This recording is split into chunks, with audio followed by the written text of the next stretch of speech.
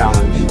And one of the challenges that whole notion of self-regulated learning, the monitoring of their own learning, is they're not used to doing it. Assalamu alaikum and welcome to this edition of the Interview of the Month. Today we are face to face with Dr. Don Klinger, a professor in assessment and evaluation at the Faculty of Education at Queen's University, Kingston, Canada. The Royal Commission Colleges and Institutes at Yambu RCCIY Media Center caught up with him after he gave a two-day workshop on assessment in higher education to faculty members of Yambu Industrial College, Yambu University College Men's and Women's Campuses, and Yambu Technical Institute.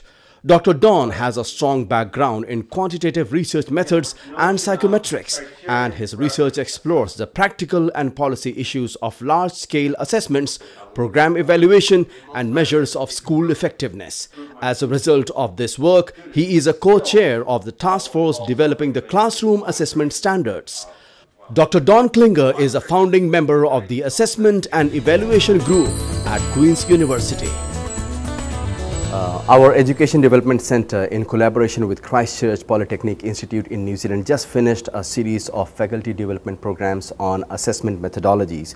You are an expert in this area. What are the latest developments in assessment in higher education? Yes, there's been several.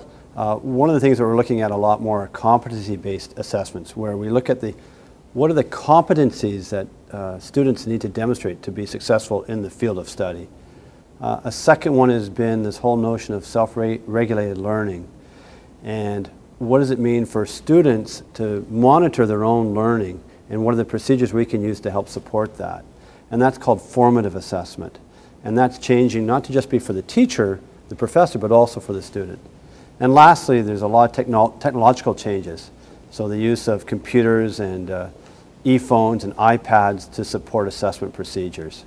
There is a lot of emphasis on formative assessment these days. Is it really the most important type of assessment, and what is being done at Queen's University to really make it count? Yes, it's a good question, and if your purpose of assessment is to support learning, then yes, it is the most important form of assessment you can do.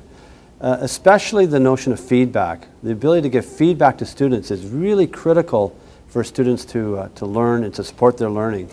And at Queen's University, we're doing a lot more now to provide structures and methods for students to provide feedback to each other, but also for the professors to give more direct feedback to the students, focused not on their effort, but on the quality of their work in relation to the curriculum expectations. How do you think assessment can support student learning so that they become self-motivated and self-regulated learners? It is a challenge, and one of the challenges of that whole notion of self-regulated learning and monitoring of their own learning is they're not used to doing it. So you have to actually create structures and methods for the students to develop that kind of skill set themselves. We do a lot of peer assessment and self-assessment activities, training the students how to set goals, training the students how to use those goals to challenge their learning and to direct their own learning. Now, assessment in higher education is really expensive and time-consuming. What is being done to make it more cost-effective and readily acceptable by teachers and students both? Yeah, let me start with the time-consuming piece first. What I don't want is to create a situation for professors and students where assessment takes away from the teaching opportunities and the learning opportunities. You don't want assessment to be separate from teaching. It has to be part of, and it can't interfere with teaching. So there are techniques that we can use in our regular teaching practice to support assessment. The first is learning how to ask good questions of your students during a lesson or during instruction. The second is the use of technology. There are clickers and game-type systems that allow you to monitor students' assessment and learning during instruction. So it's built right into the instructional piece. And that can help the teacher monitor the students' learning, but also at the same time help the students monitor their own learning relative to their peers. In terms of expense, there's two types of expenses we have to consider. One is the time for the professor to mark and assess students, and the second is cost. Computers can help us on both of these, and technology, because the monitoring of the work of the students can all be tracked on the computer, and taking away some of that effort from the professor. And in the long run, it'll be cheaper to do as well because you're not using paper resources and other resources. There is a short-term cost to develop the computer expertise and materials to do that, but once they're in place, it's very cost-effective. The new study says that teachers really need to revisit the way they instruct to align the student expectations and assessments. What areas do you really think that academics need to focus on when they are teaching? There's two pieces here. One is you have to have a good sense of your instructional expectations that you want as a professor. And the second is to really understand what those expectations mean in a broader sense. This is the notion of competency-based assessment, where a competency is really a summation of several learning expectations that we need to build together. And so that helps then develop a direction where you want to go with your assessments. And that's the first step. And the second step then is to get your assessments aligned with not just the smaller expectations, but those larger competencies and what we call outcomes. How do you envision the relationship between teaching pedagogy and assessment? Well, this is a critical question. And historically, we've always thought of assessment as being separate from teaching.